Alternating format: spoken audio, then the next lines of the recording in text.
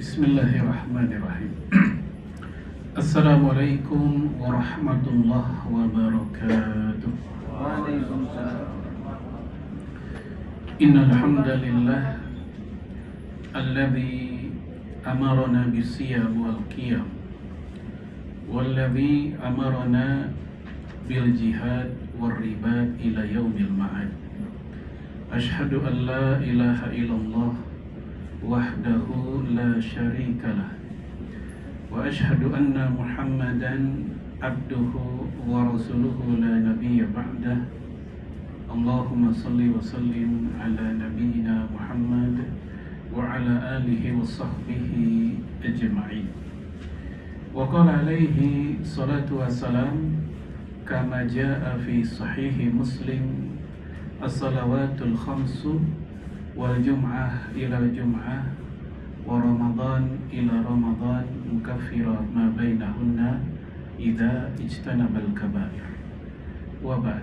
Bapak Ibu sekalian, a'azzanallah wa iyyakum. Alhamdulillah, pada sore hari ini kita berkumpul di acara yang luar biasa, karena saya berkumpul juga dengan orang-orang yang luar biasa, karena saya yakin mereka yang hadir pada sore hari ini orang-orang pilihan Allah Subhanahu wa Ta'ala. Kenapa? Karena Rasul mengatakan nikmatan maqbunun fihi ma katsirun minan nas. Ada dua nikmat yang rata-rata manusia abaikan. Dua nikmat yang kebanyakan manusia lupakan. Apa dua nikmat itu? Rasul mengatakan as-sihhah wal faragh. Kesehatan dan waktu luang. Dikala kita sehat, dikala kita punya waktu, kita manfaatkan dua nikmat ini, kita kembalikan kepada kepentingan agama Allah, kita mengkaji ayat-ayat Allah, kita mengkaji sunnah Rasul. Jelas ini bagian dari rahmat Allah kepada kita, dan kita bersyukur kita bukan termasuk orang-orang yang mahrum. Apa mahrum? Bukan marhum. Kalau marhum udah meninggal ya, tapi mahrum. Mahrum itu artinya orang yang terhalang untuk mendapatkan rahmat Allah. Dan salah satu wujud atau bukti bahwa kita mendapatkan rahmat Allah adalah diringankan kaki kita untuk hadir di tempat ini. Dan semoga semuanya oleh Allah dinilai sebagai mujahid fisabilillah. Karena Rasul mengatakan man kharaja li talabil ilmi fahuwa fisabilillah. Siapa yang keluar dari rumahnya untuk mempelajari ilmu, dalam hal ini kita mempelajari ilmu agama kita, Rasul katakan fahuwa fi sabilillah, maka orang itu sedang berjihad fi sabilillah. Ditambah lagi yang kita lakukan adalah di waktu bulan yang paling utama di dalam Islam, itu bulan Ramadan. Bapak Ibu sekalian, pertemuan kali ini kita akan mengkaji dan mentadaburi ayat yang paling familiar ketika di bulan Ramadan. Ayat apa? Al-Baqarah 183. Dan saya yakin semuanya sudah hafal. Gimana bunyinya? Ya ayyuhalladzina amanu kutiba alaikumusiyam kama kutiba alal ladzina min qablikum la'allakum tattaqun. Oke, kita bahas ayat itu. Ayat ini Al-Baqarah 183 itu diturunkan di Madinah. Arah pembicaraannya pertama kali khusus untuk para sahabat Nabi di Madinah. Kalimat ya ayyuhalladzina amanu, wahai orang-orang beriman, ini merupakan kalimat pembeda posisi mereka dibanding tiga kelompok masyarakat di Madinah. Jadi saat itu di Madinah ada 4 kelompok. Pertama, Yahudi Madinah. Yang kedua, yaitu musyrikin Madinah. Yang ketiga, yaitu kaum munafikin Madinah yang dipimpin oleh Abdullah bin Ubay bin Salul. Nah, yang keempat, Rasul dan para sahabat. Sehingga ya ayyuhalladzina amanu ini saat itu khusus untuk Rasul dan para sahabat di zaman itu. Ayat ini turun di tahun kedua Hijriyah, alias 2 tahun setelah Rasulullah tinggal di Madinah. Atau kalau dihitung sejak awal kenabian, di total 15 tahun masa kenabian beliau, ayat ini baru turun. Dan jamaah sekalian, ayat ini diturunkan di bulan Sya'ban, bukan di bulan Ramadan. Jadi kalau turunnya di bulan Ramadan mungkin akan mengagetkan. Maka dikatakan dalam kitab Syarhul Mumti, ya sebuah kitab fikih mazhab Hambali, itu dikatakan hikmah kenapa kok puasa Ramadan diturunkannya bukan di bulan Ramadan, tapi 1 bulan sebelumnya di bulan Sya'ban, liyakun ashal fil qabul. Apa itu? Supaya para sahabat Nabi itu lebih ringan dalam menerima perintah Ramadan. Sebab kalau ada sebuah perintah diturunkan di saat perintah itu harus dilaksanakan, maka ini akan mengagetkan. Sama kayak kita dapat tugas untuk keluar kota, dinas, hari Senin, tapi perintahnya juga hari Senin. Tentu kita akan bingung, gimana persiapannya, tiketnya, ngomong ke anak, ke istri, izin, gimana dan seterusnya. Nah ketika diperintahkan misal 2 hari atau 1 pekan sebelumnya, saya yakin kita lebih siap. Maka hikmah diturunkannya bulan 183 Al-Baqarah tadi di bulan Sya'ban, supaya para sahabat Nabi lebih ada kondisi, lebih prepare lagi untuk menghadapi puasa Ramadan. Baik, ini sejarah turunnya ayat tersebut. Kemudian jemaah sekalian, walaupun ayat ini arah bicaranya untuk para sahabat Nabi, namun secara hukum dan kandungan yang ada di dalamnya berlaku untuk seluruh umat Islam. Sama seperti contoh, misal kita punya atau kita tinggal di sebuah perumahan atau klaster lah. Di klaster ini ada seseorang atau dua keluarga lah, kita anggap 1 atau 2 keluarga yang kalau buang sampah sembarangan, sehingga mengganggu keluarga yang lain. Nah akhirnya satu klaster itu bermusyawarah dan memutuskan siapapun yang buang sampah sembarangan maka dia wajib denda sekian-sekian misalnya. Peraturan ini berlaku apakah untuk si yang buang sampah doang atau untuk semuanya? Untuk semua. Walaupun asal muasal munculnya peraturan ini gara-gara tingkah laku 1-2 orang. Nah, sama. Hukum yang ada di ayat Al-Baqarah 183, walaupun awalnya membicarakan tentang kewajiban untuk para sahabat Nabi di masa itu, namun secara nilai yang ada di dalamnya berlaku untuk seluruh umat Islam. Istilah para kiai itu istilahnya al-ibrah la bi khususis sabab lakin bi umumil lafzi. Pelajaran itu diambil bukan dari sebabnya yang khusus tapi karena lafalnya yang umum. Itu istilahnya begitu. Penjabarannya seperti tadi sebelumnya. Baik, itu sejarahnya. Kita masuk ke kalimat pertama, ya ayyuhalladzina amanu, wahai orang-orang beriman. Baik, Bapak Ibu sekalian, ada sebagian penceramah, berkali-kali saya dengar penceramah yang bilang begini, kalau seandainya ada orang Islam yang nggak puasa Ramadan, ya wajarlah karena mereka belum terpanggil. Kan yang dipanggil ya ayyuhalladzina amanu, wahai orang beriman. Maka bisa jadi memang mereka belum beriman, ya. Dan mereka akan mengatakan, maaf saya nggak puasa karena saya masih berislam, belum beriman. Mohon maaf jemaah sekalian, hal ini bagi saya berbahaya, sebab ini menjadi pembenaran buat mereka yang tidak berpuasa. Ayat yang harusnya menjadi dasar kita berpuasa, tapi justru dijadikan dalil untuk tidak puasa dengan alasan saya kan baru berislam, belum beriman. Sementara yang dipanggil ya ayyuhalladzina amanu, wahai orang beriman. Ya, analoginya kalau ada tukang bakso, somai, ketoprak, mie ayam ngumpul semua, kita panggil bang bakso. Yang datang siapa? Tukang bakso. Ketoprak datang nggak? Tidak, dia tahu diri, nggak dipanggil, nggak bakal datang. Maka dengan logika kayak begitu, ketika ya ayyuhalladzina amanu, maka yang terpanggil orang-orang beriman saja. Nah, mohon maaf, seperti ini nampaknya bagus ya, tapi berbahaya ketika kalau ini diketahui oleh orang-orang yang memang sudah malas berpuasa Ramadan dengan alasan karena saya belum beriman, saya baru berislam.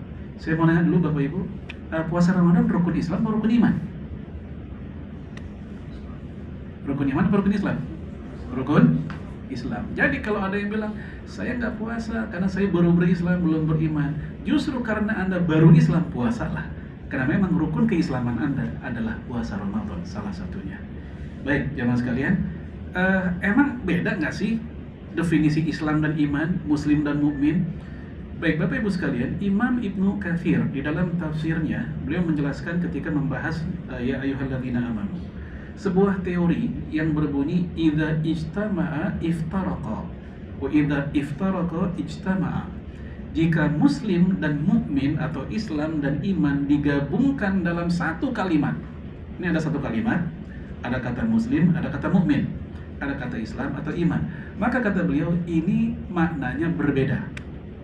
Islam lebih global, mukmin lebih spesifik. Undakan untuk mukmin dia lebih tinggi dibanding muslim. Ini kalau digabung dua kata ini. Contoh mungkin Bapak Ibu pernah dengar kan? Penceramah atau khatib Jumat berdoa Allahumma gfir lil muslimina wal muslimat wal mu'minina wal mu'minat. Itu digabungin tuh, muslim, mukmin. Dalam satu kalimat dua makna ini emang berbeda. Dua kata ini berbeda maknanya. Nah, ketika hanya disebut satu saja, misal muslim saja nggak ada kata mukmin, maka mukmin masuk. Atau kebalikannya, mukmin saja nggak ada kata muslim, maka muslim juga masuk. Ya, maka ketika ya ayyuhalladzina amanu disebut satu saja, orang beriman, nggak disebut ya ayyuhal muslimun, wahai umat Islam, maka kata Islam juga masuk di dalamnya. Nah, untuk mempertajam masalah ini, saya tambahkan seperti perbedaan antara istilah miskin dan fakir. Fakir, miskin sering digandengkan. Dua kata ini pun juga demikian. Kalau digandengkan dalam satu kalimat yang sama, lebih maknanya berbeda. Fakir lebih susah dibanding miskin. Miskin punya penghasilan tapi tidak mengcover kebutuhan pokok, bukan kebutuhan gaya hidup. Kalau gaya hidup mah bawaannya nggak pernah cukup. Ya. Nah, kalau fakir dia lebih parah karena dia nggak punya penghasilan. Ini kalau dua istilah ini digabung dalam satu kalimat, fakir miskin berbeda maknanya. Tapi ketika dua kata ini dipisah, misal disebut fakir saja nggak ada kata miskin, maka miskin masuk. Disebut kata miskin saja nggak ada kata fakir, fakir juga masuk. Dari mana sih teori ini? Dalilnya dari Al-Quran sendiri. Misal ayat tentang fidyah. Wa 'alal ladzina yutiqunahu fidyatun ta'amu miskin. Dan orang-orang yang udah nggak mampu puasa lagi, aki-aki, nenek-nenek, orang yang penyakit yang tipis harapan sembuh, maka buat mereka, kata Allah, fidyah saja. Kemana fidyahnya? Ta'amu miskin, kasih makanan ke orang miskin. Di ayat ini nggak disebut fakir, hanya disebut miskin. Tapi apakah lantas orang fakir nggak boleh dapat fidyah? Boleh dapat nggak? Boleh dapat. Paham maksudnya ya? Jadi walaupun hanya disebut satu, miskin, fakir masuk. Maka ya ayyuhalladzina amanu, walaupun disebut orang beriman, maka orang Islam masuk jelas di dalamnya. Maka tidak boleh menjadikan ayat ini sebagai dasar malah nggak puasa dengan alasan saya belum beriman, saya masih berislam doang. Baik, kita masuk ke kalimat selanjutnya. Ya ayyuhalladzina amanu kutiba alaikumusiyam. Kutiba.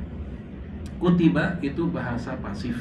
Ya, aktifnya kataba. Kataba artinya menulis, menetapkan, mewajibkan. Kalau kutiba artinya diwajibkan. Siapa yang mewajibkan? Allah. Bukan Rasulullah SAW. Nabi Muhammad hanya mengantarkan beritanya saja. Sesuai dengan posisinya, Rasul diambil dari kata arsala yursilu, artinya pembawa, pengantar. Ya, sales lah kalau di kita mah ya. Produknya ya dari Allah. Rasulullah hanya membawa. Rasulullah tidak punya otoritas mengatakan haram atau halal tanpa izin dari Allah Subhanahu wa taala. Nah, jamaah sekalian, para ahli fikih mengatakan bahwa kewajiban puasa Ramadan itu al-ma'lum minad-din bid-darurah. Apa itu artinya? Bahasa gampang kita, sesuatu yang aksiomatik dalam Islam. Apa aksiomatik?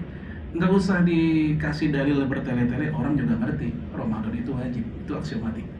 Oleh karena itu, kita belum pernah dengar lembaga fatwa di negara manapun mengeluarkan fatwa tentang Ramadan hukumnya wajib. Kenapa? Karena orang juga udah tahu emang wajib. Orang awam, cendekia ya, orang kota, orang kampungnya, orang muda, orang tuanya, semua tahu. Sehingga ketika ada orang Islam dia tidak puasa Ramadan, ini hukumnya dirinci dulu. Pertama, ada orang nggak puasa Ramadan karena mengingkari kewajibannya. Ya, dia nggak puasa karena dia tidak mengakui kewajiban puasa Ramadan. Dengan kata lain, dia mengingkari Ramadan sebagai salah satu rukun Islam. Ini paling bawah, paling buruk di antara yang lain. Bang, kenapa nggak puasa? Dia nanya balik. Emang puasa wajib? Nah, ini ada gelagat pengen ngingkarin nih. Ya wajib lah bang, zaman dulu kali wajib, sekarang udah kagak. Ya Allah juga nauin lagi capek, ini mah gak apa-apa. Baik jamaah sekalian, tegas dia bilang emang wajib segala macam. Nah ini dia mengingkari. Untuk orang seperti ini, kata Sayyid Sabiq dalam kitab Fikih Sunnah, anna munkirahu kafirun murtadun anil Islam. Orang yang telah mencoret saum Ramadan sebagai sebuah kewajiban agama bagi dia, maka ini orang telah tereksitasi dari Islam. Itu bahasa sopannya. Bahasa tegasnya apa? Telah murtad dari Islam. Baik, itu yang pertama. Yang kedua, ada orang nggak puasa Ramadan karena istighfafan. Istighfafan itu artinya menggampang-gampangkan, ngeremehin. Tapi dia masih meyakini itu wajib. Kenapa bang nggak puasa? Musim panas, Allah juga paham kali lagi begini mah gerah banget gua. Terus gimana? Kapan-kapan dah gua bayar. Ngentengin kayak begini. Nah ternyata jamaah sekalian, yang seperti ini di dalam syariat Islam, mohon maaf, kedudukan orang kayak begini dia lebih buruk dibanding para pelaku maksiat. Nanti saya akan sebutkan dalilnya. Ya, saya ngajak kita berpikir dulu. Ketaatan dalam Islam itu ada dua model. Ada menjalankan perintah sama menjauhi larangan, kan gitu. Ramadan menjalankan perintah. Larangan misalnya ada zina, ada judi, ada ini, ada itu, dan dilanggar misalnya. Ini berdosa. Ada perintah kita nggak lakukan juga berdosa. Ternyata perintah yang kita tidak lakukan dibanding larangan yang kita langgar, itu dosanya lebih besar perintah yang tidak kita lakukan. Ya, oleh karena itu di dalam Al-Quran, nanti Bapak Ibu silakan cek di ayat 30-an lewat lah. Itu tentang dialog ya, atau cerita tentang iblis, Adam dan istrinya. Wa idh qulna lil malaikati isjudu li adama fasajadu illa iblisa aba wastakbara wa kana minal kafirin. Lihat. Ingatlah ketika kami berkata kepada malaikat, sujudlah kalian kepada Adam, untuk sujud penghormatan ya, bukan sujud nyembah nih, nggak boleh kalau nyembah. Ya, semua malaikat sujud kecuali iblis. Iblis nggak mau. Wastakbaro, dan dia sombong.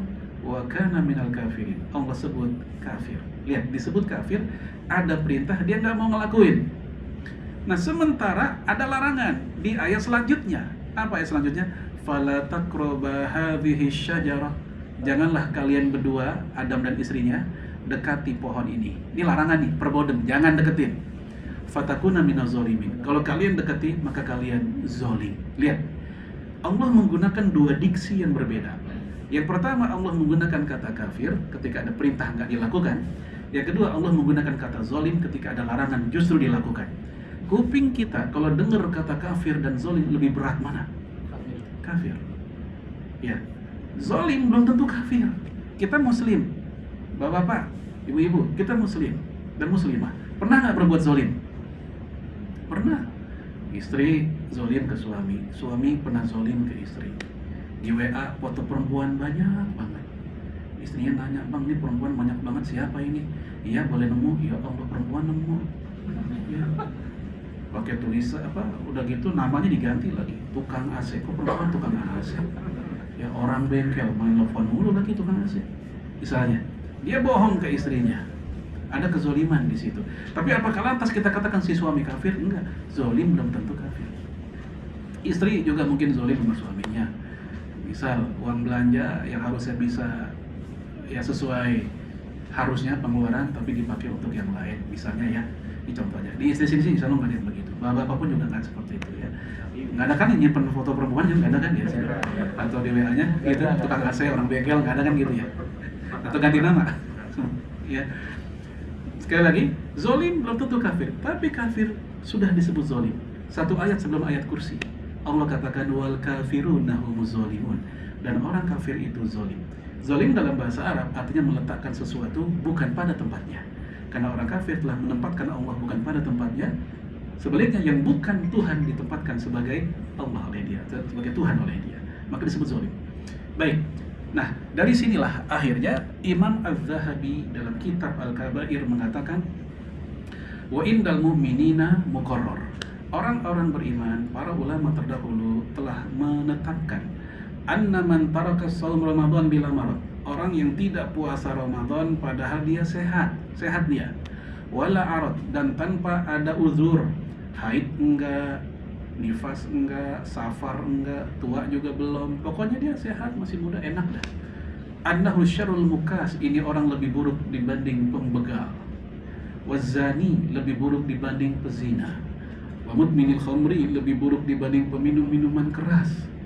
Wa yazuduna bihi zindikah, dan telah dicurigai sebagai orang zindik. Zindik itu bahasa Ibrani yang masuk ke bahasa Arab yang maknanya setara dengan nifaq, munafik.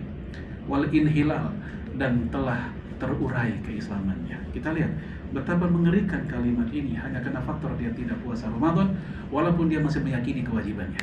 Kenapa? Tadi teorinya, karena meninggalkan perintah itu lebih buruk dibanding melanggar larangan, walaupun dua-duanya sama-sama terlarang dan berdosa. Baik, ini yang kedua. Yang ketiga, ada orang yang tidak puasa karena faktor uzur. Nah, yang tadi tuh, yang sakit, yang ini, yang itu. Nah, untuk bagian ini insya Allah kita bahas di ayat 184-nya, kalau waktunya masih ada.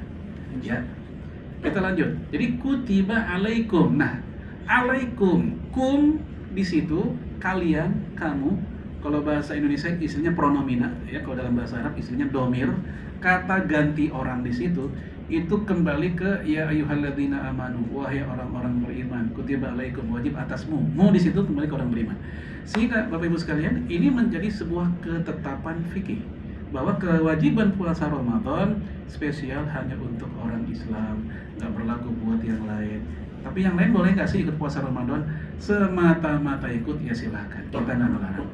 Teman kita di kantor non Muslim, gue pengen dah nyobain puasa Ramadan kayak apa sih? Silahkan, supaya dia bisa mendapatkan hawanya juga, nggak ada masalah. Tapi apakah sah? Tidak, belum sah, karena dia belum menjadi follower Rasulullah SAW. Istilah sekarang begitu, belum jadi subscriber Islam katanya, belum login, belum sah. Ya, tapi kalau ditanya boleh nggak? Ya boleh, masa dilarang? Silakan. Ada non Muslim datang ke masjid kita, pengen ikut kurban bawa sapi 1 ekor misalnya, sah nggak disebut kurban? Belum, karena dia belum mengakui Allah, Rasul, Quran dan seterusnya. Tapi boleh nggak kita terima?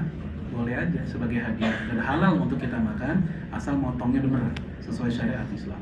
Nah, sama puasa juga begitu. Ini kembali ke tadi syariat Islam. Syarat dari puasa adalah amanum, ya, beriman tadi. Kemudian jemaah sekalian, asyam, alaikumus siyam. Siyam diambil dari kata soma yasumu. Imam Ibnu Jarir mengatakan artinya al-kafu. Al-kafu artinya menahan. Kaf secara leksikal bahasa kamus, kaf itu tangan, telapak tangan, al-kaf. Kenapa kok diartikan menahan? Karena fungsi telapak tangan biasanya buat nahan, al-kaf. Yang kedua, Imam Al-Qurtubi mengatakan arti dari ya soma yasumu adalah amsaka yumsiku, sama menahan juga. Dan udah jadi bahasa Indonesia, amsaka yumsiku, imsak, udah jadi bahasa kita. Nah, ini makna secara etimologi ya, makna secara bahasa, soma yasumu, menahan. Nah, sekarang makna secara syariatnya, terminologinya apa? Saya ambil dari definisi yang paling ringkas aja, tapi ini mencakupi makna yang luar biasa padat yang disampaikan oleh Imam Al-Qurtubi. Kata beliau, al-imsak anil muftirat, menahan diri dari yang bikin batal. Kita bahas bagian ini loh, menahan diri dari yang bikin batal. Nah, Bapak Ibu sekalian, saya yakin usia kita rata-rata udah di atas 20, mungkin 30, mungkin 40, mungkin 50. Artinya, Ramadan kita bukan pengalaman yang pertama. Ramadan kita mungkin udah ada yang sampai belasan kali, 20 kali. Nah, maksud saya, masa dari dulu sampai sekarang Ramadan kita masih sekedar menahan diri dari yang batal? Harusnya ada peningkatan. Ya, sesuai tema kita sore hari, peningkatan. Al-imsak anil mafsadat, menahan diri dari yang bikin ternoda puasa kita. Kalau cuma nahan diri dari yang bikin batal, anak kita yang usianya SD, kelas 1, kelas 2, udah kuat. Bahkan dulu anak saya yang TK, dia udah kuat untuk puasa full seharian. Walaupun siang-siang dimandiin dulu mamanya, biar seger gitu. Kalau udah mulai kelihatan, wah berat nih anak, cemplungin. Berat lagi, cemplungin lagi. Gitu. Baik, nah apa dong? Al-imsak anil mafsadat, menahan diri dari yang bikin rusak nilainya. Contoh, mohon maaf, bapak-bapak, tolong selama Ramadan WA kita semoga steril dari gibah. Ya, ngomongin apa? Ngomongin realcon, Sirekap, KPU, ya Allah masih aja ngomongin begituan. Ya, khawatir tanpa dia sadari dia membicarakan individu tertentu di situ yang saat itu akhirnya dia pun terjebak pada memakan bangkai daging saudaranya. Apa itu? Gibah. Ya, Allah mengatakan ayuhibbu ahadukum ayyakula lahman akhihi maitan fakarihtumuh. Apakah kalian suka memakan daging bangkai saudara kalian sendiri? Ketika kita menggunjingkan saudara kita. Ibu-ibu sama. Walaupun mungkin majelisnya berbeda. Ya, acara buka puasa bersama, tapi bukan sekarang sih, ya, bukan sekarang. Ya, sambil menunggu datangnya si Ustadz, udah jam 5:15, Ustadznya belum nyampe. Itu kadang bisa jadi bahan omongan tuh. Mana sih Ustadznya? Iya, belum nyampe. Emang siapa sih Ustadznya? Ustadz Anu? Ah, dia mah telat dulu, biasa itu. Diomongin orang. Atau kadang 10 menit sebelum maghrib, itu panitia biasanya udah ngedarin makanannya, minumnya, kurmanya, plus ada nasi, bukan nasi kotak ya, anggaplah snack dikotakin gitu. Ada tulisan catering Mang Udin. Nah, itu bisa jadi ada ibu yang kenal yang ngomong itu. Ini emang gak enak dia, pastelnya lembek dia. Pastel orang diomongin lembek. Baratna ini. Ya, baik. Sekali lagi nampaknya sederhana ya.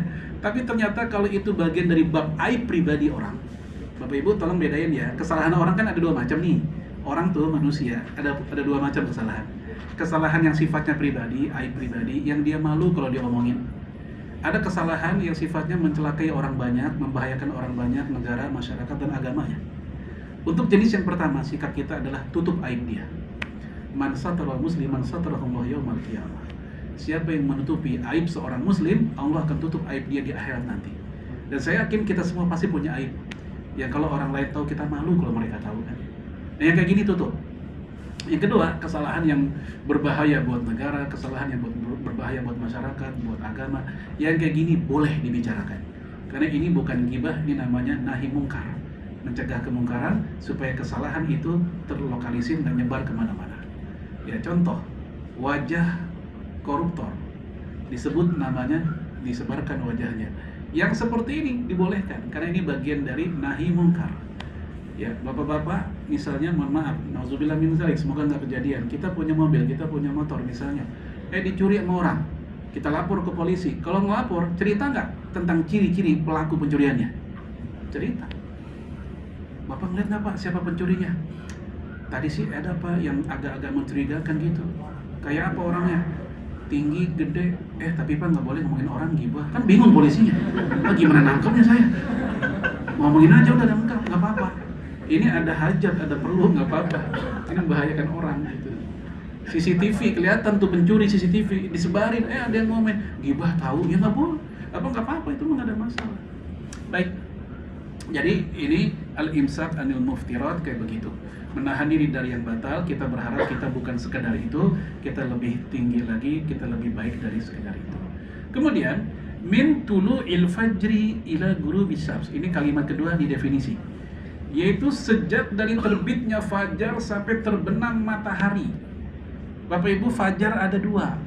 Ada fajar kadzib, kadzib itu bohong. Ada fajar shadiq, fajar yang pas, yang benar. Maksudnya apa? Fajar kadzib ini belum waktunya subuh. Kalau kita naik, anggaplah ke ujung Monas gitu, Jakarta masih rata, belum ada gedung-gedung tinggi. Kalau baru satu titik saja yang belum merata, itu fajar kadzib. Fajar kadzib belum waktu subuh. Kalau kita pernah umroh atau haji, pasti ngalamin di Masjid Nabawi atau Masjidil Haram yang namanya sholat subuh itu 2 kali azannya mereka. Azan pertama jam 4:30, azan kedua jam 5:30, beda 1 jam. Nah, azan pertama yang 4:30 itu belum subuh untuk sholat, belum subuh untuk puasa. Itulah yang dimaksud dengan fajar kadzib. Nah, fajar shadiq inilah yang definisi tadi, mulainya puasa di situ. Oleh karenanya, di saat kita makan sahur, lagi ngunyah-ngunyah atau lagi minum sahur, tentunya azan yang kedua kedengeran, azan sholat subuh nih, maka kata Imam An-Nawawi, man tala'al fajr wa fi famihi ta'am. Siapa yang telinganya mendengarkan azan subuh dan di mulutnya ada makanan, ya, wa huwa ya'lam, dan dia tahu, bukannya nggak ngeh atau lupa, bukan, dia memang tahu udah azan subuh. Falyalfizhu, maka hendaknya dia buang makanan tersebut. Wa illa, kalau dia nggak buang, dia lanjutin, dia telan begitu, ya, batala shaumu, batal puasanya. Wa hadza la khilafa fi, ini tidak ada khilafiyah para ulama. Khilafiyah itu debatable. Tidak ada perbedaan pendapat para ulama tentang masalah itu. Yang beda orang zaman sekarang aja. Zaman dulu nggak ada perbedaan. Imam Ibnu Qayyim mengomentari dan dia mengatakan wa hadza min a'immatil arba'ah. Pendapat yang tadi berasal dari seluruh imam yang 4 itu. Syafi'i, Maliki, Hambali, Hanafi, wa fuqaha'il amsar. Dan seluruh ahli fikih seluruh negeri Islam mengatakan demikian. Lalu jamaah sekalian, bagaimana dengan hadis? Ada hadis riwayat Imam Abu Daud, Rasul mengatakan bilang ini, kalau di tanganmu megang makanan lagi sahur, kemudian kedengeran suara azan, kata Rasulullah, jangan dibuang, tapi lanjutkan makannya. Lah, kok beda? Tadi kan dikatakan nggak boleh dibuang, harus nggak boleh dimakan, harus dibuang. Kok ini malah oleh Rasulullah disuruh lanjutin makannya? Kata Imam An-Nawawi dalam kitab Syarah Sahih Muslim, sebuah buku yang memberikan penjelasan hadis-hadis, dia mengatakan yang dimaksud dalam hadis ini, azan di hadis ini adalah azan yang pertama, bukan azan yang kedua. Jika tanganmu megang makanan bagi sahur, kedengaran azan, lanjutkanlah makan itu. Maksudnya azan yang pertama itu, paham ya? Karena azan pertama itu masih boleh. Dia emang hitungannya belum masuk kategori subuh, itu masih hitungan sholat tahajud masih boleh, witir masih boleh, sahur masih boleh, begitu. Baik, jemaah sekalian, itu makna fajar. Kemudian ila guru bisyams, sampai terbenam matahari, maksudnya ntar nih maghrib. Ada rekan saya nanya gini, kan ayatnya berbunyi summa atimus syiyam ilal lail. Kalau puasa kata Allah tuntaskan sampai malam. Puasa itu kelarnya sampai malam. Tapi kenapa kok kita cuma sampai maghrib nggak sampai malam? Nah jemaah sekalian, dalam kitab Lisanul Arab, ini kitab kamus, lail, malam dalam bahasa Arab itu ada 3 etape, 3 tahap. Yang pertama awalul lail, awal malam. Yang kedua muntasiful lail, tengah malam. Yang ketiga jauful lail, jauful lail kalau bahasa lainnya akhir malam. Awal malam itu udah dihitung sejak maghrib. Ya, walaupun belum gelap-gelap banget, tapi dia sudah masuk ke malam atau hari baru. Dalam konteks Islam dia sudah masuk hari baru, tanggal baru. Sama depan rumah kita, walaupun belum masuk ke dalam, dia udah bagian dari teras rumah kita. Tetap masuk rumah kita, walaupun belum masuk. Dan di sisi lain, Rasulullah alaihi salatu wasallam, ini yang paling penting, beliau menyontohkan buka puasa memang di maghrib, walaupun ayatnya malam. Karena Rasulullah yang paling punya otoritas menjelaskan apa makna malam dalam ayat itu, beliau jelaskan langsung dengan perbuatannya sendiri. Dia berbuka di waktu maghrib bersama sahabat Nabi yang lain dalam hadis Imam Bukhari. Baik, min tulu'il fajri ila ghurubi syams. Kita lanjut. Ma'an niyah, harus dibarengi dengan niat. Sebab puasa nggak pakai niat, diet namanya. Atau lagi nurunin kadar gula darah. Mohon maaf, non muslim juga ada puasa. Ada mereka. Lalu yang bikin beda sama kita apa? Niatnya. Kita niat puasa dalam rangka la'allakum tattaqun. Dalam rangka apa? Lillahi ta'ala, kan gitu. Untuk pendekatan diri kepada Allah. Sementara kan mereka tidak. Termasuk mohon maaf juga ada ajaran apa? Kejawen atau Sunda Wiwitan atau apa. Itu kadang ada puasa-puasa yang juga menjadi keyakinan mereka. Tapi beda banget dengan puasa yang kita lakukan. Niat inilah yang bikin beda. Lo ngapa sih puasa mulu? Iya, ini ajaran dari eyang gua. Biar kenapa? Biar gua kebal. Nah itu targetnya. Oh gitu. Terus ada lagi nggak selain kebal? Ada sih. Katanya kalau ini gua lakukan 8 tahun, gua bisa terbang. Tapi nggak bisa turun. Ya Allah, jangan. Ya, baik jemaah sekalian, yang kayak begini pembeda puasa kita dengan mereka. Bahkan satu lagi, yang bikin puasa kita beda sama puasa non-muslim adalah apanya? Makan sahur. Makan sahur. Mereka ada puasa? Iya. Mereka makan sahur? Tidak. Maka supaya berbeda puasa kita dengan puasa non-muslim adalah makan sahur. Maka Rasul mengatakan, faslu ma baina siyamina wa siyami ahlil kitab aklatu sahur. Hadis Imam Muslim. Yang bikin beda puasa kita umat Islam dengan puasa non-muslim adalah makan sahurnya. Oleh karena itu kata Imam Ibnu Hajar, orang yang punya kebiasaan puasa sunnah kan bagus tuh. Tapi saya biasa pula tanpa sahur, kebiasaan tanpa sahur puasa sunnahnya. Khawatir alih-alih mendapatkan pahala justru mendapatkan dosa karena dia masuk kategori menyerupai non-muslim dalam ibadah.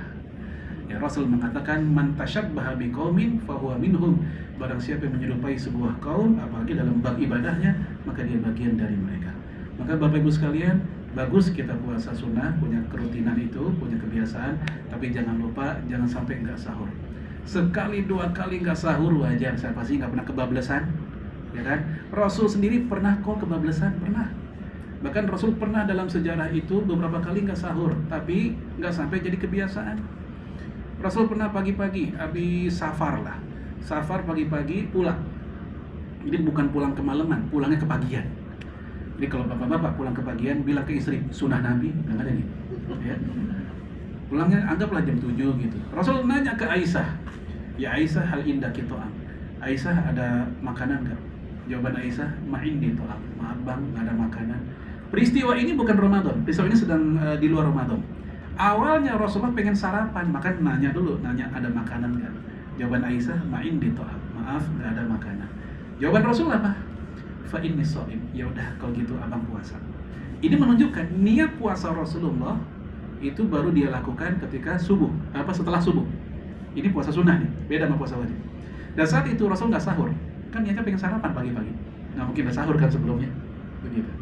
Dan pelajaran lain adalah buat bapak-bapak khususnya, kalau istri nggak masak jangan marah. Kita datang pagi-pagi, Neng masak nggak? Enggak, abang puasa. Masya Allah. Gitu. Dan saya yakin istri senang karena uang belanja awet. Besok lagi ya bang? Iya. Jangan, ya Allah lu tega banget ya, laki pulang nggak ada apaan kayak kopi kayak roti kayak nggak gitu. Jadi kita bilang abang puasa. Baik, jamaah sekalian, azanallahu wa iyyakum. Ini kembali ke tadi ya, ma'aniyah. Dan satu hal lagi, ini khusus buat ibu-ibu, walaupun bapak-bapak juga ada sebenarnya. Ada orang niat puasa memang semata-mata pengen ngurusin badan. Ya Allah Bu Haji, lama banget nggak ketemu, tumben, kok badannya kurusan? Alhamdulillah, Ramadan saya sukses, itu tujuannya. Jadi bukan lalakum tata. Habis gimana ya, suami saya begitu, kalau ketemu saya, badan lu banyak tikungan, digituin. Makanya pas Ramadan saya jadi begini. Mohon maaf Bapak Ibu, kalau ada orang nawaitu niatnya, puasanya bukan karena untuk Allah, bukan karena ibadah, yang kayak gini bisa menghapuskan nilai amal ibadah kita. Bukan hanya puasa sih, yang lain juga. Ini bukan kata saya, nanti silakan dicek surat Hud ayat 15-16. Allah katakan, "Man kana yuridul hayatad dunya wa zinataha, nuwaffi ilaihim a'malahum fiha wa hum fiha la yubkhasun." Siapa yang ngejar-ngejar target dunia di balik amal akhiratnya. Contoh puasa. Puasa amal akhirat tapi targetnya dunia. Allah katakan, Allah kasih tuh target dunianya, Allah kasih la yubkhasun, dan dia nggak rugi, dapat kok maksud duniawinya. Tadi ya puasa pengen kurusan, Allah kasih. Haji supaya pas pulang panggil Pak Haji, Bu Haji, supaya kalau kondangan porsinya beda misalnya, Allah kasih dah. Atau dia sedekah atau zakat supaya dibilang dermawan, Allah kasih, satu kampung nyebut dia dermawan. Tapi ini ayat belum selesai. Di ayat 16 dikatakan, ulaika alladzina laisa lahum fil akhirah ilan nar wa habita ma sana'u fiha wa batilu ma kanu ya'malun. Di akhirat nanti dia enggak dapat apa-apa, ya, terhapus semua apa yang dulu mereka lakukan di dunia. Karena keinginan mereka sudah Allah kasih cash di dunia. Tadi tuh pengen ini, pengen, udah Allah kasih, di akhirat dia nggak dapat. Maka luruskan niat kita di saat saum Ramadan, memang murni lillahi ta'ala. Kalaupun akhirnya kita jadi sehat, kalaupun akhirnya kita jadi agak turunan berat badan, itu namanya bonus yang Allah segerakan di dunia, gitu aja. Itu bonus aja, bukan target utama kita. Baik, itu kutiba alaikumusiyam. Kita lanjut ke kalimat selanjutnya. Kama kutiba alal ladzina min qablikum, sebagaimana yang telah diwajibkan untuk umat sebelum kamu. Ini informasi jelas banget bahwa Allah Subhanahu wa taala pernah juga mewajibkan puasa Ramadan jauh sebelum di masa Nabi Muhammad alaihi salatu wassalam. Kenapa Bapak Ibu? Karena pada prinsipnya seluruh nabi itu syariatnya sama. Yang beda itu dalam hal teknisnya. Makanya Rasul mengatakan innal anbiya'a ikhwatun, para nabi itu bersaudara, wa dinuhum wahid, dan agama mereka sama. Gitu. Jadi semua nabi agamanya sama. Baik, lagi ke tadi ya. Jadi sebelum Nabi Muhammad, para nabi sebelumnya juga pernah diwajibkan puasa Ramadan. Siapa aja? Saya ambil dari tafsir Al-Qurtubi. Beliau mengutip dari dua pakar tafsir generasi tabi'in. Tabi'in itu generasi setelah sahabat. Namanya Sya'bi, Imam Amir Asy-Sya'bi dan Qatadah. Kata mereka, innallaha kataba ala qaumi Musa wa Isa. Dahulu Allah memerintahkan kepada pengikut Nabi Musa dan pengikut Nabi Isa shauma Ramadan faghayyaru. Mereka disuruh untuk puasa Ramadan, tapi sayangnya faghayyaru, mereka mengubah puasa Ramadan. Jadi puasa Ramadan dipermak, diubah. Kita umat Islam alhamdulillah konsisten. Ramadan dari dulu sampai sekarang kita nggak pernah ubah. Iya. Apanya? Jumlah harinya dan waktunya. Tetap nggak kita ubah. Baik, kita mau tahu yang diubah apa oleh mereka. Kalimat selanjutnya, wazada ahbarhum alaihim asyrata ayyam. Saat itu tokoh-tokoh agama mereka menambah puasa Ramadan yang 30 hari itu dengan ditambah 10 hari lagi. Itu ditambah. Thumma maridu ba'du ahbarihim. Kemudian sebagian tokoh agama tadi ada yang sakit. Fanadharo, gara-gara itu mereka bernazar. Apa nazarnya? Insyafahumullah ayyazidahum asyrata ayyam. Yaitu kalau mereka sembuh, mereka bernazar pengen nambah lagi 10 hari lagi. Total berapa jadinya? 50. Sehingga kata Al-Qurtubi, fasara saumun nasara wal yahud khamsina yauman. Sehingga saat itu puasa Ramadannya orang Yahudi dan Nasrani itu 50 hari mereka puasanya. Kita cuma 30. Apa yang terjadi 50 hari? Fasauba alaihim fil har. Mereka pun akhirnya masyarakatnya, umatnya itu merasa berat. Fil har, apalagi Ramadan selalu musim panas. Har itu panas. Ramadan artinya syiddatul har, panas banget. Maka di dalam kitab sejarah Al-Hawi Al-Kabir, ini juga kitab fikih sebenarnya, itu ada penjelasan hina furido wa faqa syiddatul har. Dulu ketika Ramadan diwajibkan, itu selalu datangnya bersamaan dengan musim panas. Makanya kita enak banget di Indonesia. Ya, Ramadan kadang musim kemarau, kadang musim kayak gini nih, udah berapa hari nih, jemuran susah kering, hujan adem, plus musim timun suri, musim durian itu kita tambahannya banyak. Ya mereka musim panas doang. Sehingga apa yang terjadi? Soubah, susah. 50 hari panas. Apa yang terjadi jamaah sekalian? Fanaqaluhu ila Rabi. Akhirnya oleh para tokoh agamanya itu puasa Ramadan diubah lagi, dipindahin bukan di musim panas, di musim semi. Dipindahin. Nah, umat Islam udah 15 abad sama Ramadan ada perintahnya. Seujung kuku pun kita nggak pernah merubah jumlah harinya atau kita mintain misalnya di musim apa gitu. Enggak. Dari dulu sampai sekarang kita nggak pernah merubah. Maka wajar kalau Allah puji kuntum khairu ummatin ukhrijat linnas. Kalian umat Islam memang umat yang terbaik yang Allah keluarkan untuk segenap manusia. Baik, ini kama kutiba alal ladzina min qablikum. Kita masuk ke kalimat yang terakhir, la'allakum tattaqun. Bapak Ibu sekalian, la'allakum tattaqun kalau di terjemahan Quran itu sering diartikan supaya kamu bertakwa atau agar atau semoga kamu bertakwa. La'alla ini istilahnya kalimat pengharapan, tamanni, kalimat berharap. Dalam bahasa Arab, berharap itu ada dua pilihan diksi. Ada la'alla, ada laita. Apa perbedaannya? Kalau di terjemahan sih sama-sama semoga, supaya gitu. Tapi kalau makna secara tafsir lebih mendalam lagi beda. La'alla itu dipakai untuk harapan yang bisa terwujud. La'alla harapan untuk yang masih mungkin terwujud. Sementara laita harapan yang sudah mustahil terwujud.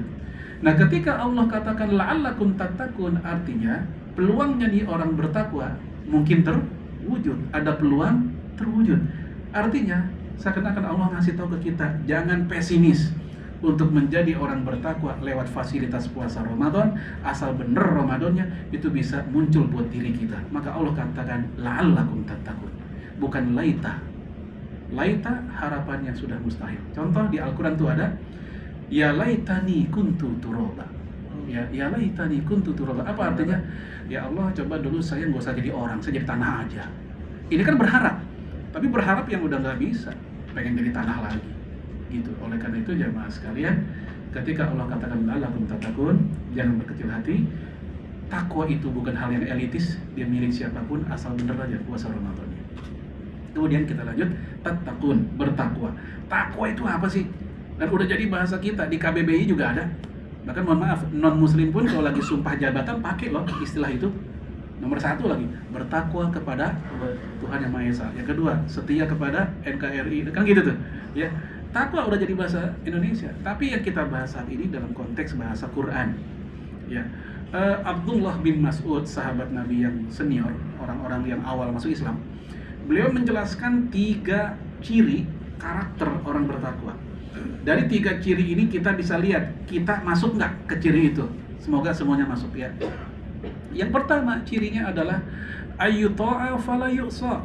Itu orang nurut, patuh, tunduk, taat kepada Allah. Apapun, baik perintah yang jauh, yang dekat, yang berat, yang ringan, yang banyak, yang sedikit. Perintah yang terkait dengan aktivitas fisik atau yang terkait aktivitas harta seperti zakat dan sedekah, semua dia ikutin. Fala yu'sa, dia tidak melawan, tidak membangkang. Ini cirinya. Maaf, buat kita bapak-bapak, ada ayat-ayat yang seringkali oleh kaum laki-laki itu kayaknya dipakai banget itu ayat, tapi untuk ayat yang lain kok kayaknya jarang dilirik. Seperti ayat-ayat tentang masalah nikah lagi, ayat poligami, wah tuh ayat laku banget itu. Fankihu ma taba lakum minan nisa. Dibawa tuh ayat ke istrinya, "Neng, ada proposal nih." Apaan? Ya, ternyata ayat kawin lagi. Ya, ini apa maksudnya bang? Emang saya apa kurangnya sih? Kok abang mau nikah lagi? Neng nggak ada kurangnya, Neng wanita solehah. Tapi karena abang pengen jadi laki-laki Qurani, nah bisa aja emang. Ya, abang pengen jalanin ayat ini. Ibu-ibu, mohon maaf kalau istrinya kayak suaminya kayak begitu, jangan larang dulu, kasih syarat. Oke bang, abang mau nikah lagi silakan, tapi saya minta syaratnya ada. Apa? Ayat Quran bukan itu doang bang. Ayat Quran ada 6.000. Ya, ada ayat yang berbunyi misalnya waqatiluhum haitsu thaqiftumuhum, dan perangilah mereka dimanapun kamu menjumpai musuh-musuh kamu. Saya minta abang jihad di Palestina, mudah-mudahan mati syahid di sana, balik-balik lagi. Jadi jangan sampai, mohon maaf, ayat-ayat yang nampaknya membutuhkan pengorbanan itu belaga kagak lihat, tapi begitu ayat yang kayak tadi kelihatan banget tuh ayat. Nah kalau ibu-ibu, mohon maaf, ada ayat tertentu yang juga nggak disukai, tanda petik ya. Bisa jadi ayat yang tadi juga termasuk, atau ayat tentang warisan. Ayat warisan. Ya, di surat An-Nisa 11, 12 itu ayat-ayat warisan. Kenapa sih ya? Saya sama abang saya kok, saya setengah, dia 2 kali saya. Padahal saya sama dia digedein di rumah yang sama, sama orang tua yang sama, diempanin oleh makanan yang sama. Kok saya setengah, dia 2 kalinya? Baik, Bapak Ibu sekalian, perlu kita ingat-ingat lagi bahwa tanggung jawab laki sama perempuan gedean mana? Dunia akhirat, laki, suami. Anak nakal, istri nakal, suami yang tanggung jawab, Bapak. Kullukum ra'in wa kullukum mas'ulun an ra'iyatihi. Lihat hadis ini. Wahai para suami, kamu pemimpin dan kamu akan ditagih, ada billing tanggung jawabnya di akhirat nanti. Bagaimana anakmu, bagaimana istrimu, sholatnya gimana, ininya gimana. Kita yang kena, kita yang ditanya. Tapi kalau seandainya, mohon maaf, suami yang rusak, istri nggak ditanya. Suami tanggung jawab pribadi. Kullu nafsin bima kasabat rahina. Itu ayatnya, setiap orang tanggung jawab dirinya sendiri. Tapi kalau perempuan rusak, suaminya yang ditanya. Kalau dia belum bersuami, ayahnya yang ditanya. Maka kalau dia dapat lebih besar, kena tanggung jawabnya itu. Sama kayak di perusahaan pun, siapa yang tanggung jawabnya lebih besar, gimana? Gajinya lebih besar. Toh nanti bukan, kalau konteksnya waris, bukan hanya buat suami kok, tapi dia akan, bukan hanya buat si laki kok, dia akan ngasih buat anak istrinya. Sementara adiknya yang dapat setengah itu 100% buat dia, karena perempuan tidak ada kewajiban menafkahi. Misal saya perempuan, ya, saya dapat 500 juta. Laki abang saya dapat 1 M. Saya 500 full buat saya. Abang saya 1 M dia buat anak istrinya. Saya nggak buat suami, saya nggak buat itu. Teorinya begitu. Kecuali kalau suaminya kerjaannya hardolin. Apa hardolin? Dahar, modal, ulin. Ya, nganggur lakinya. Ini sebagai informasi buat ibu-ibu supaya tahu hak kewajiban suami istri ya.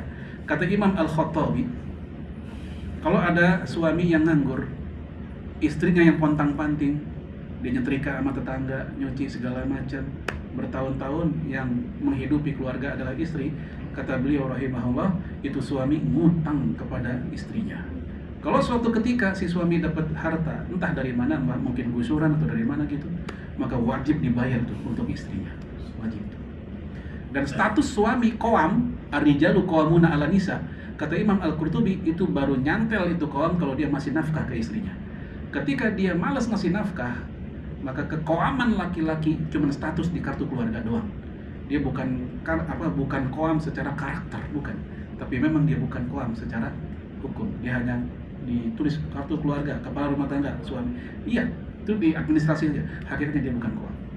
Begitu. Nah, ini kenapa laki-laki lebih besar.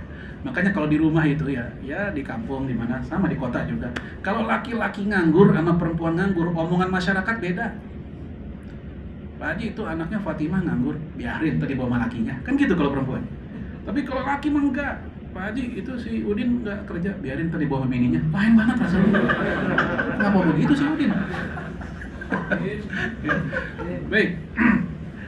Jemaah sekalian, ya kita lanjut lagi. Itu yang pertama ya, karakter pertama, ayu ta'a fala yusar. Taat, enggak ngelawan, enggak ngebangkang.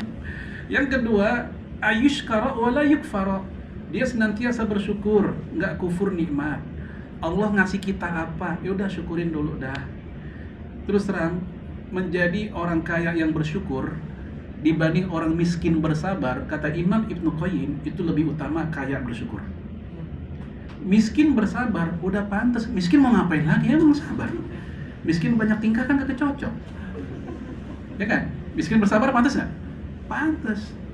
Kalau kaya bersyukur lebih ribet, lebih susah tantangannya. Dulu lagi belum punya motor, pengen punya motor. Udah punya motor walaupun second, begitu parkir ketemu motor lain yang cakepan, berhayal, coba itu motor saya ya. Gitu.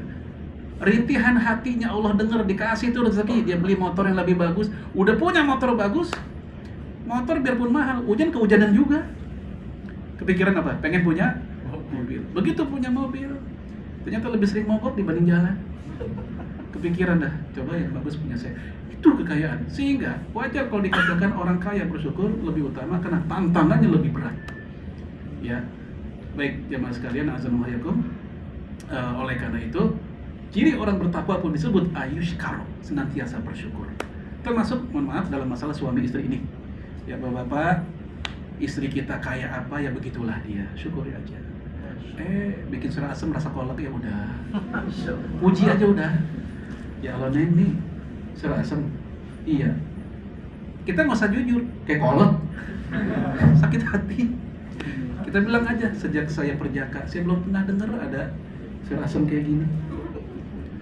Bumbunya beda ya, emang beda jadi begitu kan. Coba kalau bumbunya sama jadi serasa asam. Ya, kita bersyukur aja. Jangan, mohon maaf, begitu kondangan bersama istri, ya kita ngebandingin istri sendiri sama istri orang. Ya, teman kuliah ketemu ini ketemu itu banyak di kantor, ya pada bawa istrinya. Kita ngeliatin istri sendiri, liatin bini orang, liatin lagi. Sampai istrinya bingung, apa sih bang? Enggak, gue mau nanya, bisa tuh bertambah nggak? Kurang bersyukur. Bagi saya, laki-laki kalau matanya enggak godul basor, enggak tundukan pandangan, jangankan perempuan, kambing dikasih ginju juga dia mau. Itu kalau matanya. Baik jamaah sekalian, bersyukur. Kebalikannya, istri juga harus bersyukur terhadap suami. Apanya? Muasyarah. Apa muasyarah? Nafkahnya, pemberiannya. Saya yakin perempuan mau pengen ini, pengen itu, pengen ini kayak orang-orang gitu. Tapi ternyata suaminya belum mampu meng-cover keinginan istrinya. Kata suaminya, mohon maaf Neng, hari ini abang dagang sepi banget dah. Cuman dapat segini, berapa bang? 50.000. Ya udah nggak apa-apa. Nih 50.000. Apa kata suaminya? Jangan lupa ya bikin rendang. Istri jangan, ya Allah tega banget, sendal gue rendang biar awet. Suaminya hanya bilang rendang, suaminya nggak bilang daging rendang. Artinya apa? Bisa nggak tempe direndang? Bisa. Hah? Kentang bisa direndang? Bisa. 50.000 bisa nggak kira-kira? Bisa. Jadi kan tergantung kecanggihan istrinya juga. Jangan malah ngebandingin, sebagaimana perempuan istri nggak mau dibandingin sama perempuan lain, laki pun juga nggak mau dibandingin sama laki-laki lain. Tadi bang saya beli sayur, ketemu tuh tetangga masih muda banget lah. Tahu nggak dia sehari belanjanya 300.000 bang dari lakinya, abang cuma 50.000, ntar rendang bang. Suami ngademin jiwanya, ngademin aslinya udah cukup, emang seginilah jatah kita hari ini. Gitu, jangan malah manas-manasin. Lu nggak tahu aja, tuyulnya banyak. Baik, jemaah sekalian. Ya, ini ayuskara wala yukfar. Bersyukur tidak kufur.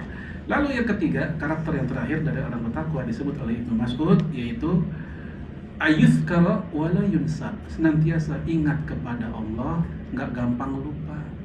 Ketika mau maksiat, ingat Allah melihat. Bapak, ketika matanya, mohon maaf, ngelihat wanita, aurat wanita yang bukan haknya, ingat itu mata, sedetik pun Allah nggak luput dari perhatiannya. Allah tahu. Jangan sampai ngelihat aurat, walaupun mukanya melengos, astagfirullahaladzim, tapi di hatinya traveling, mikirin barang bagus. Allah tahu nih apa yang berkecamuk. Ya, istighfar kita jangan hanya di mulut, tapi di hati juga istighfar. Ya, ayuzkara wala yunsa, ingat kepada Allah dan dia tidak lupa. Baik jemaah sekalian, itu baru ayat 183. Ya, kita masuk 184. Karena waktunya nggak lama lagi, saya ringkas. Ayam ma'dudat. Ayam ma'dudat artinya hari-hari. Hah? Tambah 10 menit, jadi 17.40 Bapak. 17:40. Oke. Ayam ma'dudat, hari-hari yang tertentu, maksudnya bulan Ramadan. Ya, faman kana minkum maridan aw ala safarin fa iddatun min ayamin ukhra. Kita bahas ini dulu. Siapa di antara kamu yang dalam keadaan maridan sakit, aw ala safarin atau safar bepergian, fa iddatun min ayamin ukhra, ganti puasanya di hari lain alias qadha. Marid, sakit yang bagaimana yang bisa membuat seseorang boleh meninggalkan puasa Ramadan dan diganti di hari yang lain. Jemaah sekalian, dalam masalah ini ternyata ada dua penjelasan ahli tafsir dan juga para ulama fikihnya. Yang pertama mengatakan sakit yang dimaksud adalah semua macam penyakit, baik berat ataupun ringan, yang penting judulnya sakit. Ya, walaupun sekedar penyakit di jari jemari. Penjelasan siapa ini? Pendapat siapa ini? Pertama, Imam Muhammad bin Sirin, ahli tafsir generasi tabi'in. Pagi-pagi di bulan Ramadan dia makan pagi-pagi kayak orang sarapan, lagi Ramadan. Pelayannya nanya, "Pak, ini kan Ramadan kok makan?" "Saya sakit." "Tuh, sakit apa? Kok seger?" "Ini di jari." "Sekedar di jari doang." Saya yakin kita semua kalau sakit di jari kita masih bisa lawan. Apa sih di jari? Paling campengan. Iya, masih bisa lawan nggak kira-kira? Campengan nih kelingking kita, masih bisa puasa nggak kira-kira? Masih. Dia melakukan itu buka atau nggak puasa karena beliau berpegang kepada tekstualnya, harfiah, maridon, sakit, pokoknya sakit. Di ayat itu nggak disebut rinciannya, pokoknya sakit apapun namanya, selama namanya sakit ya termasuk. Kemudian Imam Bukhari, ahli hadis, dia juga ikut pendapat ini. Kemudian Imam Daud Az-Zahiri, ini mazhab Zohiri. Zohiri artinya tekstualis. Memang orangnya sangat tekstual mazhab Zohiri ini. Ya, sehingga agak-agak unik pendapat-pendapatnya. Ya, Imam Daud Az-Zahiri pernah mengatakan kalau ada seorang wanita dilamar sama laki-laki, kemudian dia jawab iya, berarti lamarannya tertolak. Kenapa? Karena Rasul katakan seorang gadis, ya setujunya, diamnya tanda setuju. Kan gitu ya? Kan di hadis disebutkan kalau gadis dilamar, diam itu tanda setuju. Karena gadis itu pemalu, dia nggak ngomong. Rasul katakan diamnya perempuan, gadis itu tanda dia setuju. Nah ini ulama ini sangat kaku, sangat tekstual tadi. diamnya tanda setuju. Berarti kalau nggak diam nggak setuju, gitu aja. Sehingga kalau tuh anak jawab, Neng mau nikah nggak? Mau, berarti nggak setuju. Walaupun jawabannya mau gitu. Nah ini zohiri, tekstualis banget emang. Iya. Baik, kembali ke tadi. Nah, kelompok ini mengatakan penyakit apapun boleh tidak puasa. Terus terang Bapak Ibu sekalian, untuk pendapat ini saya pribadi nggak ikut yang bagian ini. Karena bagi saya ini ngeri juga. Karena khawatir kalau diketahui oleh orang-orang yang emang udah males puasa, mereka jadi ketemu pembenaran. Lu ngapa nggak puasa? Sakit. Sakit apa? Seger banget. Ini kutil 2 kan penyakit juga. Penyakit kulit kan penyakit kan? Ya. Atau ibu-ibu juga, lu nggak puasa? Iya. Kok nggak puasa? Katanya lu udah dapat kemarin, sekarang udah beres. Iya, gue lagi sakit. Sakit apa? Sakit hati sama laki gue. Ini juga sakit hati. Selama namanya marid sakit. Ya kan jadi bahaya. Baik, ini pertama. Yang kedua mengatakan makna maridun dalam ayat itu khusus untuk penyakit yang memang kalau dia puasa dia semakin payah penyakitnya dan semakin sulit atau lama sembuhnya. Yang kayak begini baru boleh tidak puasa. Dan ini pendapat mayoritas ulama 4 mazhab di sini. Ya, Imam Ahmad bin Hanbal ditanya, apakah boleh saya berbuka ketika saya sedang demam panas gitu? Lalu kata Imam Ahmad, udah sampai muntah belum? Udah. Kalau udah sampai muntah-muntah, silahkan. Tapi kalau sekedar masih greges, apa greges tuh? Meriang, masih bisa kayak gini? Enggak termasuk maridon di situ.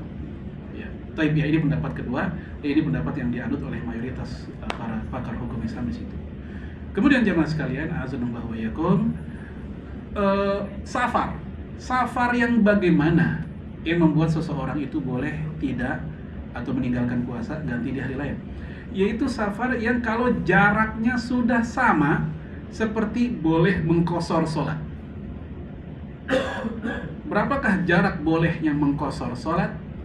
Ya, Imam Ibnul Munzir mengatakan isyrina qaulan, aktsar min isyrina qaulan, lebih dari 20 pendapat tentang itu jaraknya. Namun di kesempatan kali ini tentu kita nggak bahas 20 pendapat. Saya akan pilihkan pendapat yang paling umum, yang paling mayoritas dianut sejak masa sahabat Nabi hingga sampai zaman hari ini, yaitu kalau jaraknya sudah arba'atu burdan, 4 burud. 4 burud kalau dikonversi ke kilometer adalah 88,656 kilometer. Kalau jarak udah segini, maka dia sudah boleh untuk mengqashar sholat yang 4 menjadi 2, dan dia sudah boleh untuk boleh tidak berpuasa diganti di hari yang lain. Coba, jarak 88 kilo itu di zaman sekarang itu deket. Paling ke Kerawang sono dikit. Betul ya? Cikampek. Kalau Bandung mah lewat, Bandung udah 100-an. Ya kan? Nah, sementara dia safarnya pakai kereta cepet. Baru duduk. Lo nyampe. Ya. Apakah layak kayak gini untuk dia tidak berpuasa? Jamaah sekalian, para mufti zaman ini, mau Mesir, mau Saudi, mau Qatar, mau Jordan, mereka mengatakan kecanggihan teknologi transportasi tidak menganulir keringanan dari Allah. Tidak. Itu emang hadiah dari Allah untuk kita. Jadi walaupun udah canggih, cepat, ber-AC, sejuk, kita pun duduk langsung tidur. Ya, nggak berasa melek-melek udah nyampe tujuan. Itu tidak menghilangkan rukhsah. Ini kalau yang ditanya bab boleh nggak? Boleh bagi dia untuk tidak berpuasa. Tapi kalau yang ditanya lebih baik mana? Nah, itu lain lagi. Lebih baik apa kira-kira? Kalau lebih baik? Puasa. Lebih baik puasa, karena Allah katakan wa antasumu khairul lakum, berpuasa lebih baik bagimu. Apalagi kita kuat. Bapak safar mudik lebaran, anggaplah ke Lampung. Lampung dari sini, dari Suta ke Lampung paling 45 menit. Oke lah, repot-repot ngurusin segala macamnya, anggaplah kelar sejam setengah. Ya, rumah kita dari Bandara Lampung ke rumah, ya, misal pesawatnya pagi, anggap jam 7, sampai rumah udah jam 9. Kira-kira masih pagi kan? Kira-kira masih kuat nggak terus itu? Capek nggak? Nggak capek. Jadi kalau kita pengen puasa, wa antasumu khairul lakum, berpuasa itu lebih baik bagimu. Tapi kalau yang ditanya, boleh nggak sih nggak puasa? Boleh, karena secara syarat jaraknya udah terpenuhi. Begitu. Nah, saya pribadi kalau ngalamin kayak gitu, saya akan tetap puasa, karena saya merasa masih kuat kalau segitu doang. Tapi kalau mudik saya kayak zaman dulu, naik kereta dari Jakarta, misal Senen ke Surabaya, ya kereta yang masuknya bisa lewat jendela, yang kerdus di mana, orangnya di mana, ya gabung kaki kita ketemu kaki orang, udah padat, berdiri 12 jam, yang kayak begini siapa yang kuat? Ya kalau kayak gini mendingan kita ambil untuk tetap berbuka. Rasul pernah melihat ada seorang musafir geletak dikerubungi oleh banyak orang. Rasul bertanya kenapa dia berpuasa dalam keadaan safar. Nabi katakan tidak ada kebaikan berpuasa dalam keadaan safar. Kemudian dikomentari oleh para ulama, ini kejadiannya kalau si pelakunya secara fisik memang sudah tidak memenuhi. Kalau dia masih kuat, lanjutkan. Jadi ini sangat kasuistis masalah ini, dikembalikan kepada kondisi kemampuan orangnya. Buat bapak ibu yang kuat, silakan lanjutkan. Buat yang tidak kuat, nggak apa-apa. Ya karena dua-duanya pernah Rasul lakukan. Rasul pernah berbuka di saat safar, Rasul juga pernah melanjutkan puasa di saat safar. Baik, jemaah sekalian, ini tentang makna safar di situ. Kemudian kita lanjut, wa 'alal ladzina yutiqunahu fidyatun ta'amu miskin. Dan untuk orang yang sudah nggak mampu, maka dia bayar fidyah. Siapa nggak mampu di sini? Ibnu Abbas mengatakan, yaitu untuk syekhun kabir. Syekhun kabir, aki-aki, nenek-nenek yang udah jompo. Ya mereka ganti fidyah aja, jangan dipaksain. Ya termasuk juga yang udah, mohon maaf, pikun, yang udah nggak bisa bedain mana anaknya mana anak tetangganya. Ya, nggak bisa bedain waktu sholat. Ya, tapi anehnya waktu makan dia ingat. Pikunnya milih. Ya. Untuk orang pikun, dia termasuk kategori yang udah nggak kena kewajiban syariat. Maka mereka nggak puasa juga nggak apa-apa, ganti aja oleh anak cucunya atau ahli warisnya untuk fidyah. Yang kedua, untuk siapa lagi? Untuk orang yang penyakitnya tipis harapan sembuh, kena stroke, udah geletak, nggak bisa ngapa-ngapain. Mohon maaf, BAB, BAK diurus sama anak cucunya, nggak kuat lagi. Yang kayak begini, dia fidyah, karena dia tipis harapan sembuh. Jadi tolong Bapak Ibu bedakan ya. Jadi qada itu untuk mereka yang masih bisa puasa, haid, masih bisa puasa dia nanti, dia qada bukan fidyah. Penyakit yang masih bisa sembuh, sakit gigi kadang ngebet kadang hilang, masih bisa sembuh kan? Ya, nah begitu dia lagi sembuh ya dia puasa.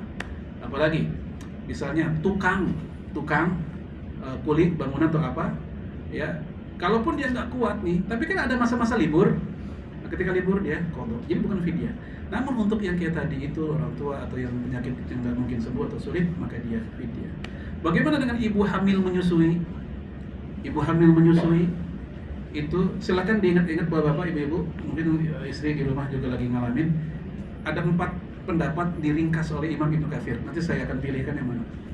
Kata Imam Ibnu Katsir, buat ibu hamil menyusui, pendapat yang pertama adalah wajib qada dan fidyah sekaligus. Ini pendapat pertama. Pendapat kedua, kebalikannya, tidak ada qada, tidak ada fidyah. Ini memang hadiah dari Allah untuk hambanya yang wanita yang sedang hamil menyusui. Nggak ada qada, nggak ada fidyah. Ini pendapat kedua. Pendapat ketiga, qada saja, ganti di hari lain tanpa fidyah. Ini pendapat ahli fikih rata-rata di sini, qada saja tanpa fidyah.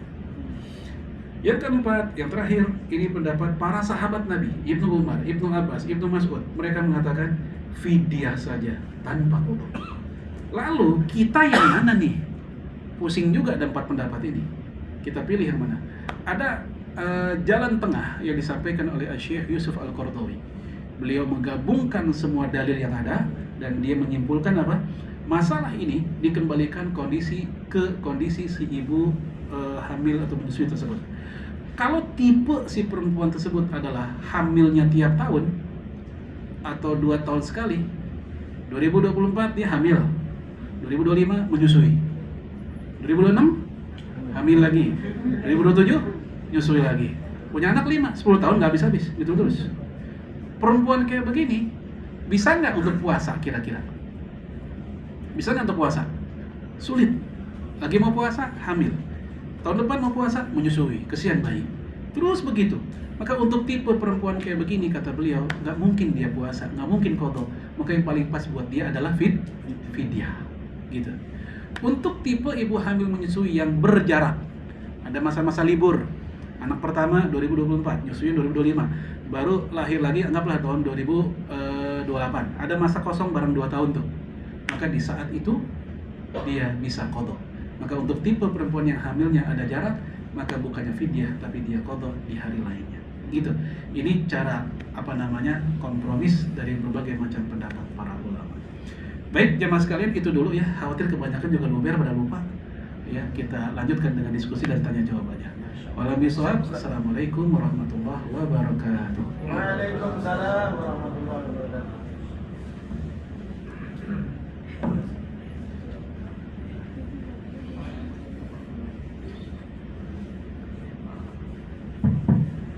Waalaikumsalam.